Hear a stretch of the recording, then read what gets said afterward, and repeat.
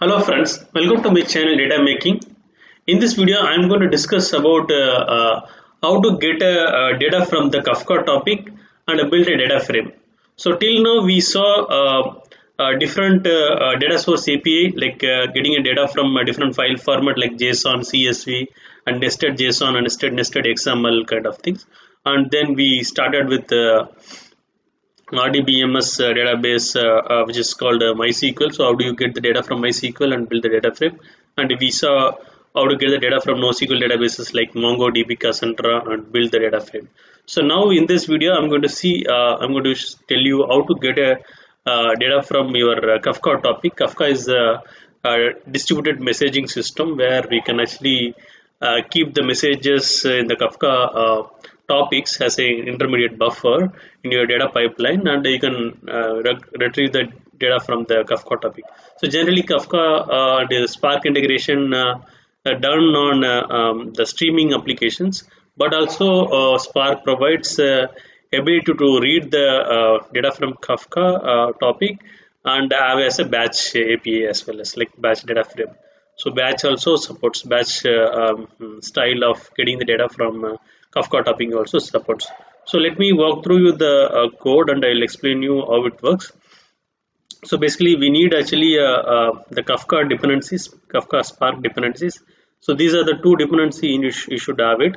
So one is the group ID org.apache.spark and the artifact ID is spark-sql-kafka-0-10. Okay, and this is the latest version of connector which I am using it, Spark, and you need actually Kafka clients also. So this is the group ID and this is the artifact ID Kafka-clients.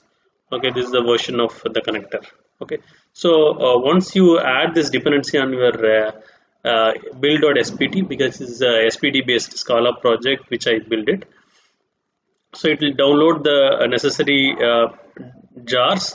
Okay, so once you add it here and go to the SPT tab and refresh the project, it will download the dependencies from the repository URL. So once it is you run it, so it just start downloading the all the required jars. So you can see here, so there is a Kafka related dependencies, which is Kafka clients here, and Spark Kafka also will be somewhere. Apache Spark and Kafka is here. Okay, so these are the main jars it will download, and also some of the dependency jars it will download.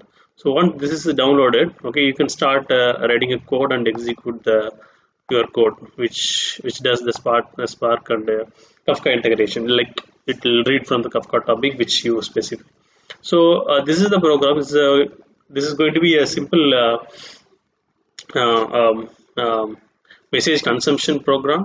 Means it's a Scala object class where you can have a main method and you can have your Spark code and execute the code. Okay, so first thing is what I'm doing is I'm actually importing, I'm creating a package called com.datamaking.apache.spark.dataframe, and this is the necessary classes functions I'm importing it because I'm going to use it in this further lines of code.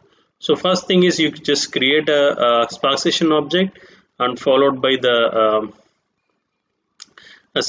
log level S error. Okay, now we need two important things. One is the Kafka topic where you are going to read the data from. So topic is nothing but a kind of placeholder container where your the producer will send the data to this topic. So it will act as a container or placeholder. So from that different consumers will come and pick the data from this. So our Spark program is going to act as a consumer. It's going to read the data from Kafka topic. So I have another Kafka producer written in Python, so which will actually send the sample data, user data to this topic, and we'll be consuming it here. Okay, I'll show you the demo of that as well. So we need actually the Kafka broker or server host name and the port number, which is default port number is 9092. So this is a very simple way of reading the Kafka topic. Data from Kafka topic. Spark session.read. The format is a Kafka, okay, and you need to provide this bootstrap server, which is your Kafka broker. which is localhost colon 9092, and subscribe property you need to provide the Kafka topic name and then dot load. So this will go and read the uh, data from the Kafka topic and it will form the data frame. Okay. So once this data frame is formed, so it will be it will not have the data frame will not have the whatever the structure you sent as a different columns. It will be in a single column because Kafka sends entire message into the value field. There's a column called value. So let me print this. Okay.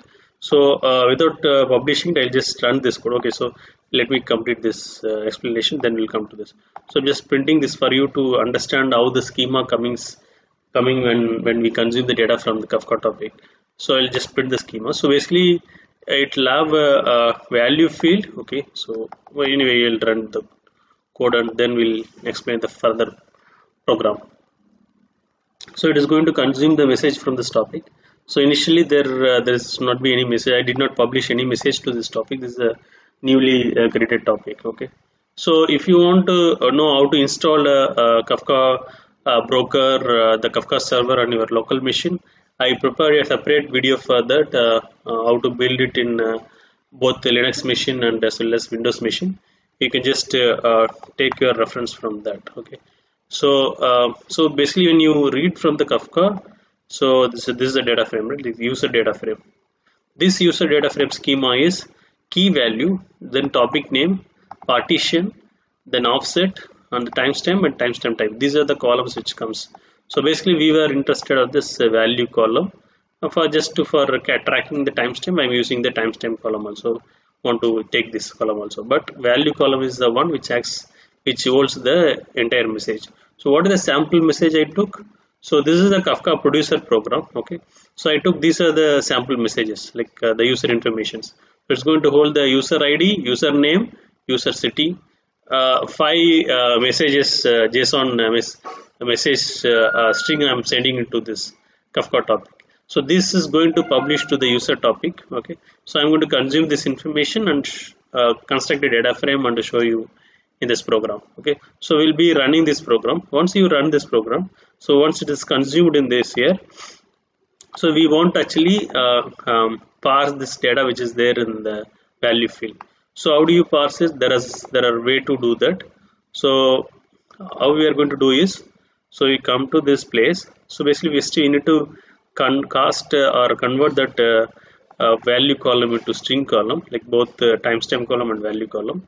Then I'm going to construct a schema for the message which is there in the value column. So which is like user ID, username, city.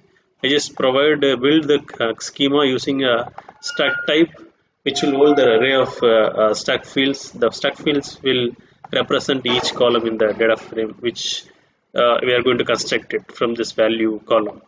Okay, define the schema. Then this data frame which we fetched here dot select of from JSON. There is a function called from JSON which can parse the JSON message from this value column using the schema which we provided. So then it will have the struct type. Okay, so then we are actually giving that column as a value column. We just when we extract it, we actually saying that column as user detail. Okay, so just we are giving alias as user detail, and the timestamp column anyway it will come. Sorry for the interruption. So basically it is once we parse the JSON from this column, we are making that column as user details, and I'm also interested to get this value columns. Sorry, the timestamp column. So you will have 2 columns. One is user detail and timestamp. So from user detail is a struct type which holds the entire message on that particular column. So how we can actually read this text type fields using the dot operator, which I explained in the last videos also.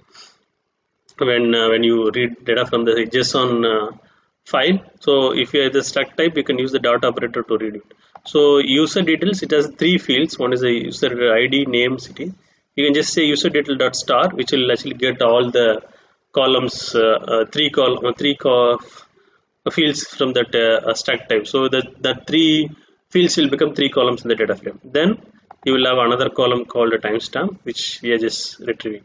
So the final your third data frame, okay, user df underscore d 3 has 4 columns, which is user id, name, city, and timestamp. That's why it is displaying here.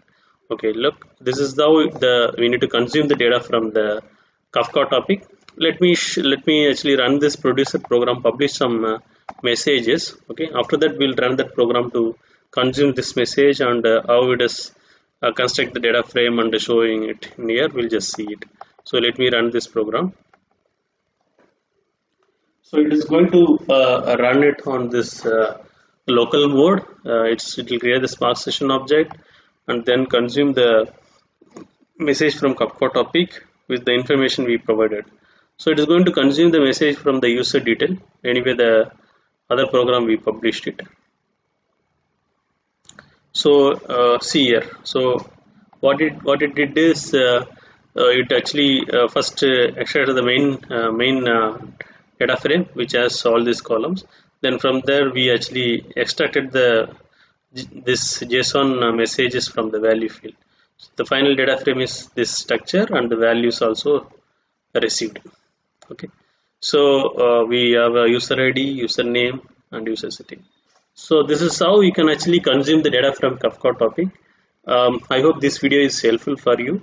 If you have any doubt, please post on the this video's comment section. I will just help you out whatever the query you want to put it. And also please watch my other videos. I have a different playlist for Spark, Hadoop, Kafka, Python, and I have developed 3 projects using PySpark. PySpark, as well as the Spark streaming with Scala, as well as other other Hadoop ecosystem. Please watch those videos and provide your feedback and comments. I am happy to help you. See you in the next video, friends. Thank you so much.